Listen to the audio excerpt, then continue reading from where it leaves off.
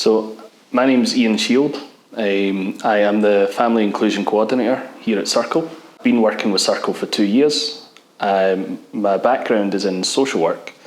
I worked in a social work team with Edinburgh Council before coming here, and I had taken a big departure from what I used to do, which was working in the disability sector with children and families affected by autism, learning disabilities, or physical disabilities.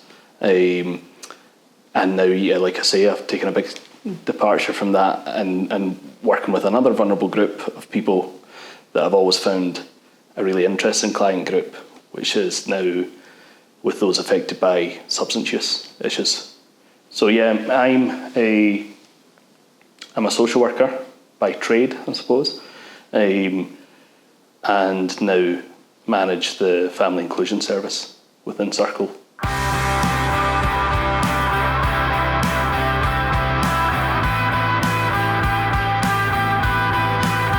So Circle is it's a long-standing charity in Scotland that works in across the whole central belt of Scotland, really. They have a bigger presence in the Edinburgh area, Edinburgh, West Lothian, East Lothian. One of their largest projects, called Harbour, which is the one I work within, covers the whole of Edinburgh. And that project works with families affected by substance use issues where there are children affected by those issues.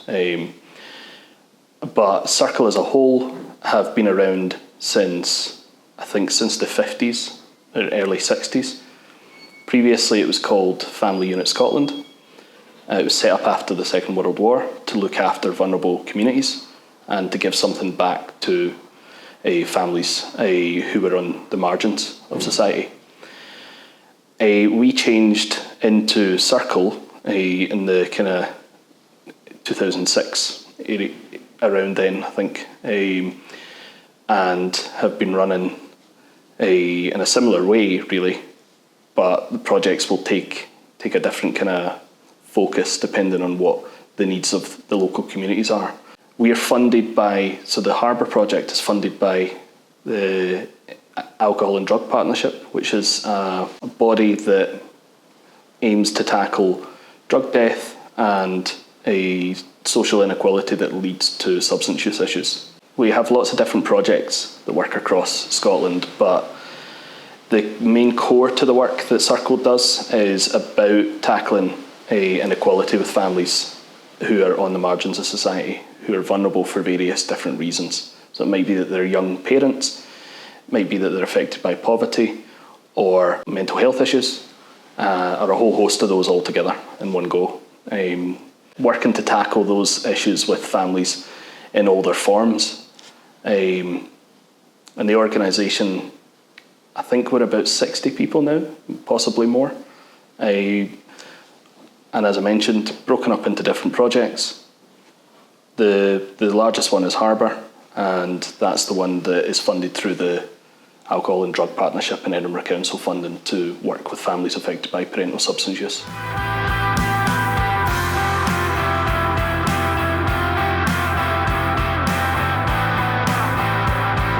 So the people that we are around to help are those who are vulnerable or who are affected by issues that don't really come under the scope of universal services as much as they maybe should.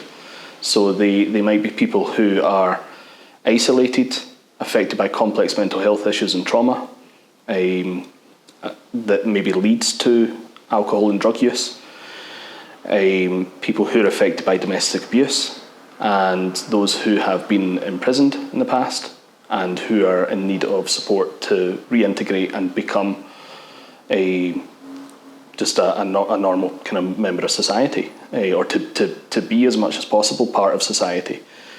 So I would say our client group, I don't like to try and sum it up in a nutshell, but the majority of people we work with are those who are marginalised and who are vulnerable because of factors such as poverty, poor housing, mental health issues, or complex trauma.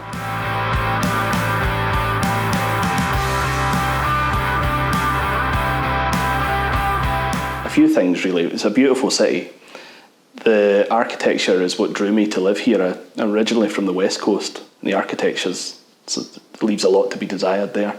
So coming somewhere where there are castles just next to the high street was amazing. It is a bit like a fairy tale. So I love that about Edinburgh. But what I really like about working in Edinburgh and being a professional here is the sense that although it's a city, it feels very much like a village. And what I mean by that is that everyone seems willing to do something to help those living in the area. I've never really found it difficult to get partnership from other organisations where they can see a benefit to the people living here. That's one of the things I really love about working here. I mean, this area that we work in, that our project is based, is in Pilton. So that's a good example of where we have lots of small organisations that work collaboratively with each other to try and make the area a better place to live. But I would say the whole of Edinburgh is like that. Individually within the small areas, so within each locality you get a lot of that, but the city as a whole, I think, does a lot of work together to try and make the whole city a better place to live, for kids in particular. And I really love that about working here.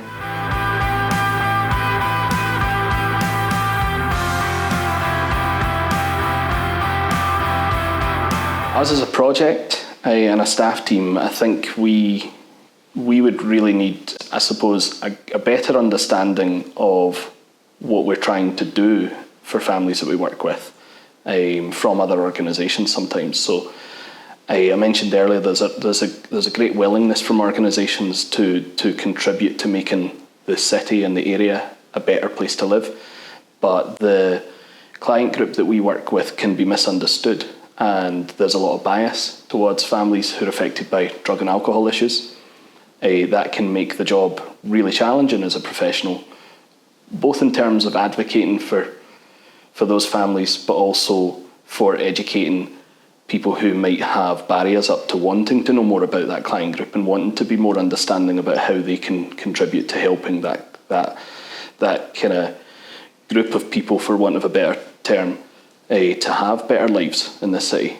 It's a scary topic, I think, for some people, and one which they maybe don't want to get involved in at times. So I think for us as an organisation, or a project, should I say, what would make life easier is, I suppose, some recognition that actually that's a hard thing to talk about and accept sometimes, and therefore that would allow us to maybe get in the door with some places to then start having conversations about how you work with people affected by those issues. Once you start to get your foot in the door with that, I think organisations and professionals do start to see that they're not actually very different from anyone else that we might support who's affected by things that would make them vulnerable. And it just needs to be considered as something else that might make them vulnerable, and something else that might mean that they have a need that needs to be addressed. To sum it up, what would make life easier for us and what we would like to see happen a bit more in future is that willingness to start having discussions about how to work with and support this particular vulnerable client group. So a big part of our work is education, is advocating for people and trying to break down those barriers. So yeah, I think what we would like to see from people is just that willingness to meet us halfway in that.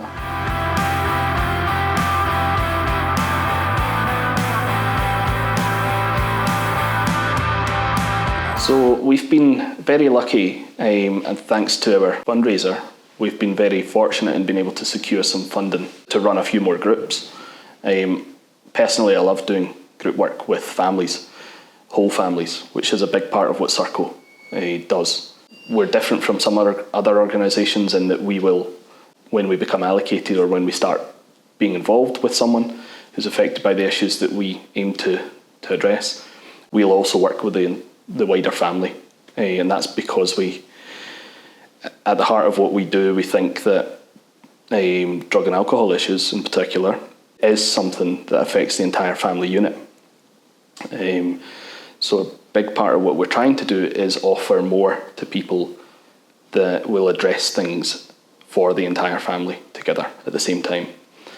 And one of the projects we set up when I first joined Circle was some after-school clubs that bring families together regularly and provide them with opportunities to engage in peer support with other families affected by similar issues. That's been very successful, and as I mentioned, we've been successful in gaining some more funding to roll that out to a wider area and put it into different parts of Edinburgh and run it on a bit of a bigger scale, which ultimately means we'll be able to meet the needs of way more families than we had been before. I'm finding that quite exciting, so I'm looking forward to being able to do more of that and ultimately to be able to support more families who might otherwise not access anything or who might struggle to access more traditional after-school clubs or supports. A big part of why we're doing it that way is because it will act and does act as a way of people starting to know more about us in a less scary way. So I'm really keen for other organisations, other people out there to know that we offer that across the city, so that they might be able to send families our way. Not necessarily to then be involved in a really arduous referral process, which can be a big barrier for people accessing support, but that they can come to our groups and access us in a wee bit more of a soft way, and then start to learn more about what we can offer them in terms of intensive family support if they want to engage in that, and maybe take that up as part of the recovery journey or as part of supporting the whole family. I'd mentioned earlier, but we've been very lucky in being able to secure some funding from the National Lottery to expand our groups that we offer to whole families. Those groups are called the Makers Groups, but aside from that, we also run a programme of support for families through the school holidays, again funded through the National Lottery. That allows us to be able to support families, really vulnerable families who are maybe not engaging with mainstream supports. It allows us to engage them throughout the whole year in different ways, so we can offer different things at different times of the year to make sure that they're still supported and that they're still able to engage with other families affected by the same issues as them. The feedback we've had about that has been great, so we'll be looking to expand that even more. And again, that's something I'm quite excited about being able to do over the next year, is enhance our offer to people and make sure that people are held and feel secure and feel well supported throughout the entire year, when potentially other services kind of might withdraw at those times of the year.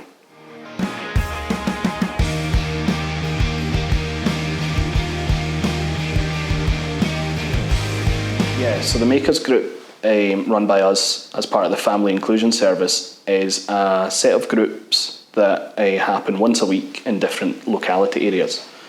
They're based within local community resources that are already existing, so community centres, church halls, that kind of thing, and they provide an opportunity for families to come together from that local area straight after school and join us for a bit of arts and crafts, a bit of home baking. Sometimes we'll do cinema nights, or we'll do just sit down and chat and play games, board games, that kind of thing. The idea behind that is to provide a safe and welcoming environment for families to come to, where the sense of judgment that sometimes exists in other after-school clubs or other universal services is hopefully not there. Or we like to think it's not. That group is supported by Circle staff and is also led by the kids and the families in terms of what activities they want to see happen, what they want to do and how they want it to look. And it's also supported by our parent peer support workers, who are workers that are employed by Circle, who are affected by their own experience of substance use issues and who are in recovery. The benefit of having them is massive because it means that we can have people with genuine lived experience in there in a formal role to work with families and model to them, and also have discussions with them about how to progress their recovery and how to tackle challenges related to parenting or to just living as part of a family. One of the significant benefits of the Makers groups is because they're run in local resources that already exist. They provide families with the opportunity to be able to continue accessing whatever else might be going on there. So it allows a foot in the door for families who might not have accessed that local resource otherwise. That was a very conscious decision when I was setting those groups up, because I wanted it to be, I didn't want it to be in a kind of totally neutral space, something removed from the community, like a function suite or a hall that was just a single room or something. I wanted it to be within spaces that have a strong connection to the local area, so that people could come in, see notice boards, talk to staff who run the facility, talk to other groups that are in there, or even see, actually, for some of the kids, there's some other kids that I recognise from my school, and they're what are they accessing and what are they doing here? A good example of where that's worked really well is down in the South East Makers Group, which is based in a community centre called Valley Park in Birdie House, and that runs on a Tuesday from 3:30 to 5, and has allowed lots of families to be coming into the environment and seeing some of the other youth groups that run in that area. Some are run by Venture Trust, some by the community centre itself. There's some football groups, youth groups, and a lot of the kids that had come along to the Makers group hadn't been aware of some of these other things that were just round the corner from their house. The parents weren't aware of them, but knowing Circle and being able to come into a group they knew was run by people that they were familiar with and felt safe with meant that they were able to come in and start to learn more about what's in their local area and see these other professionals whilst being with a group of people who they already felt comfortable with. So it was a really good shortcut for a few families to be able to come in and access more in their area.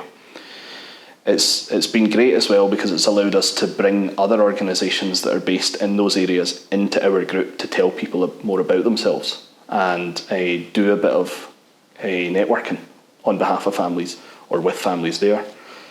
And then that's let us have some successes, like one young family who'd been accessing our group for a wee while, and they've now moved on to start accessing the youth club at different times of the week. So they have a more robust routine in place now. They have more to offer more for the kids to access, which has meant that the kids are less isolated. They have a fuller week and have been able to make more friends than they maybe would have if they hadn't come to our group, first of all.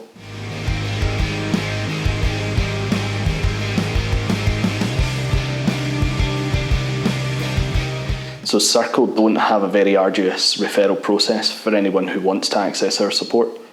The referral can be done just with getting in contact with us, letting us know about a family, or a family getting in contact with us and saying, I'm interested in what you might be able to offer. Can we have a bit more of a chat about it? We would then be able to offer a home visit or a meet up at a cafe or even just a phone call to talk about it more. We get a bit of a sense of what their needs are and why they want to access support, what they would like to address. And then from there we would allocate it to a worker, or we would let families know about the opportunities that we provide through our groups. And then we would take it from there, really. We don't ask for reams of information at that point because we firmly believe in relationship-based practice and being able to form a relationship as part of the assessment process or to be able to assess people effectively. I think that comes with forming a relationship with them, because you may get more genuine information about what they feel they need, what their priorities are, and it's also not putting unnecessary paperwork in the way of being able to let people access support. A big part of what we've tried to do with the makers groups and the summer activities, or school holiday activities should I say, is to streamline our whole referral process, to make it a case of families being able to just drop into those things if they feel they are a family which falls under our remit, which is where there are children affected by parental substance use. So if a family feels that they're affected by those issues, whether that be current ongoing issues or past and historic issues related to drug and alcohol use, then we would welcome them along to any of our groups or activities so that they can join us first and then start to learn about us as part of that. That's meant that we have a pathway which basically means people can come in, join a group, join an activity, and then start asking us more questions about the support, or it's an opportunity for us to tell them more about what we do, as opposed to them having to be allocated to us before they can access any of that. It feels very backward doing it that way. And that's been really successful in being able to get a lot of families into our services who were in real need of support, who may have otherwise not accessed it because it would have been too formal or too scary and intimidating to do it through a kind of formal referral pathway. Equally, having those things on offer means that if families have been with us for a while and access really intensive support through our family outreach service, it may have gotten to a point where they're no longer in need of that intensive support, but they still are in need of accessing peer support and being around other families who are in a similar position to them, or having semi-regular contact with the workers that they were engaged with. And having the groups there is a way of being able to continue to offer something to families without them necessarily being allocated to a worker, if that makes sense. So it can act as I suppose, the other side of that referral pathway, as well as the intake. It can also be a way of making sure families can continue to access us without the need for an intensive level of service, especially if they've made real progress and if they just really need to keep one foot in with us, then that's a way of doing that.